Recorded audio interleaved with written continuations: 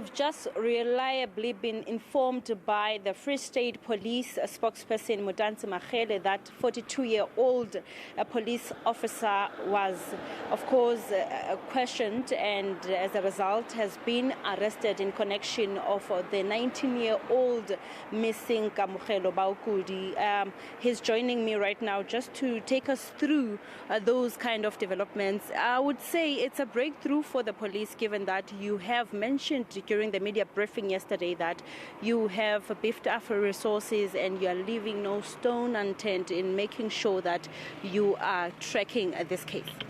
Yes, though it's not exciting news for us, but it's something which we can say is breakthrough, because our team, as we said earlier, that they will not only focus externally but also internally.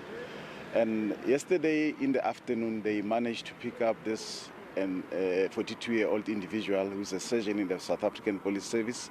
And we can confirm that through the process of interrogating and questioning him and also following some leads, they took a decision that they were going to keep him in custody, and he will be formally charged on a charge of kidnapping, which, if things goes well, he can appear in court tomorrow on the same charge of kidnapping, and there might be additional charges which will be added based on the progress or any other developments in this matter.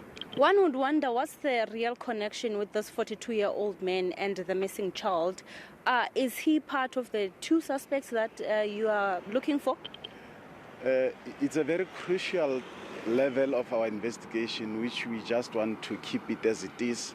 But what I can say is that there was a question in our media briefing that there's a similar vehicle which is making rounds in the township, and we said we are going to look at all units, even within our own ranks, vehicles of that nature. And I think it's where we immediately, when the team took over that and went that direction, we managed to isolate this vehicle, and the team then picked him up, and through the interrogation and everything which they did, they decided that this is the person which they can keep in custody. But as to the relationship of him and the person who is involved in the kidnapping, it's something which we'll still work on.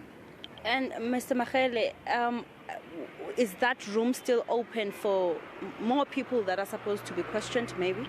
Definitely, according to our team of investigation, there might be people added to this, because as you have heard in our preliminary investigation, there are two people who were involved, who picked him up or who stopped the vehicle.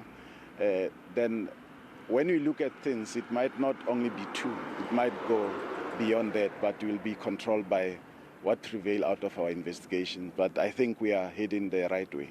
So this police officer that has been arrested, what unit is he in, or is he connected to the vehicle that is in question?